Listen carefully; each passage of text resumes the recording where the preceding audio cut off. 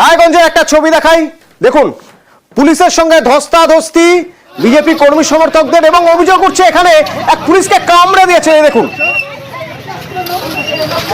হাত ছাড়াতেন আপনারা, পুলিশকে কামড়েই দিলেন।